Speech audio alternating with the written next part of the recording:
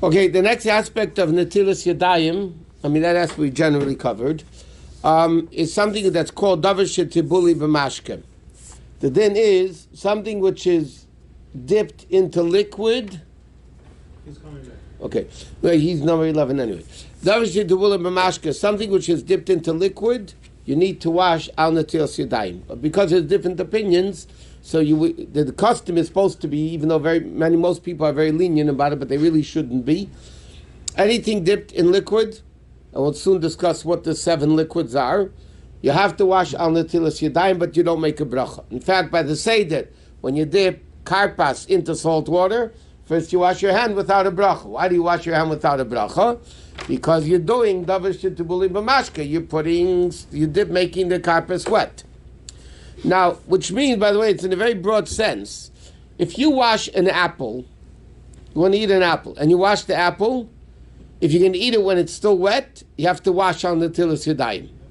What you need to do is to dry it first. If you dry it, then it's not wet, then you don't have to do it. If somebody eats a pickle, now pickle normally in the bottle is in water, so the pickle is wet.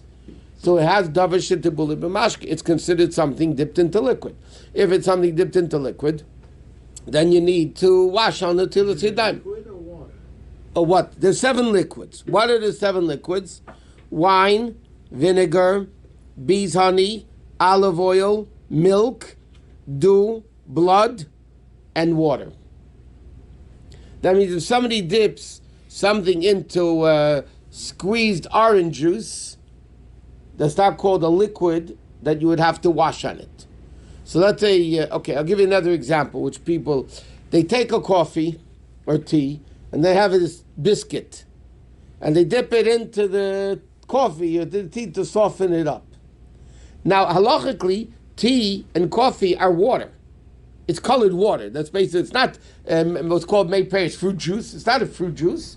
It's pashut water that's colored with coffee or tea. So therefore, if somebody would dip, let's say, a biscuit into the coffee, then they would have to wash until Yadayim. What? A lot of people today are lenient about it. In Shulchan Aruch it says they're lenient about it, but it says the poskim being now that really you should be strict about it. What? Isn't it just gedula karka that you have to wash for? No. Anything that you dip into an apple, but it would like cookies also not gedula karka. You make a mezainis on it. But what else would you be eating? Like cheese? No, cereal and milk. The reason you don't wash because you're eating with a spoon.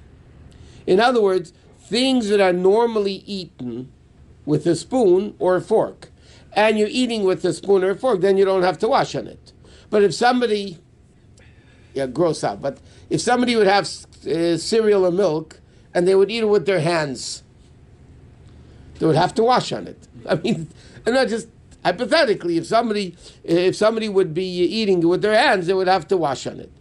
So people have to be careful. You take many times people take a sour pickle.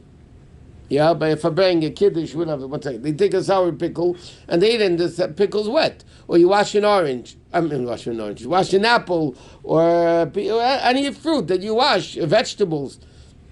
You need to make sure they're dry. What? So when we say in the Seder that the reason why we wash is because it's something we don't regularly do, so the kid should ask questions. So do we do it? That's the second reason. In other words, it's something like this. You wash because it's davar shetibuli b'mashke. Even somebody who's not careful in it during the year says by Pesach he should do it anyway. Why? The kid should ask manishtana. But the real reason why you do it is because it's something dipped into liquid. They're not careful the whole year, so manishtana, why would I be careful? So it says you have to be careful. The minhag is to do it, that the kid should ask questions.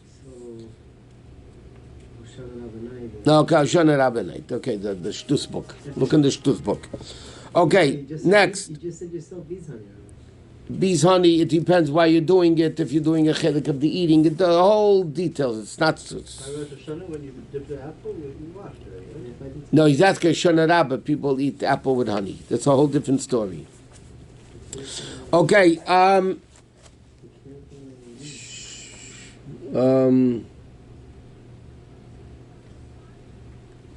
Okay, now, again, if you normally eat things with a fork or a spoon or a toothpick, then you don't have to wash with it.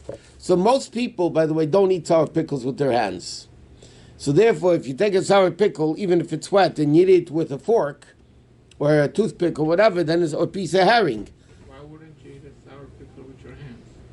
Most sophisticated people don't eat. Obviously don't meet that requirement. So. No, most people don't eat pickles with their hands. Let me give you an example. Stick your hand in the jar, eat it? No, but when it's on the plate, you don't pick it up and... But then it's not that wet anymore, by the way. But anyway, if it's still wet, you'd have to. By the way, I use a fork to take it out of the jar. Okay, that's good. Okay, good. Yeah, You have sophisticated.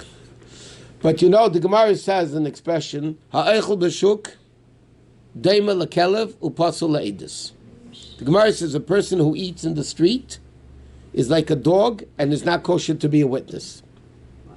Because human dignity means nothing. No.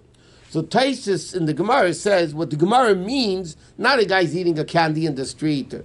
He means like bread. In other words, what the Gemara really means, a guy walks in down the street eating a hot dog and a bun. That's what Eichel B'Shuk. He's eating something substantial, not a guy is eating a candy or... Now, the question is, does that change today? Because today people walk down the street eating hot dog and buns and they eat ice cream walking in the street. But B'chal human dignity doesn't exist today. So but I'm saying there is a certain level of dignity that people in the time of the Gemara, they didn't eat, had pickles, but they didn't eat it with their hands. Today, even with the technology, no matter what you do, you're still in a rush. Yeah, the problem is everybody's always running. That's the problem. Okay.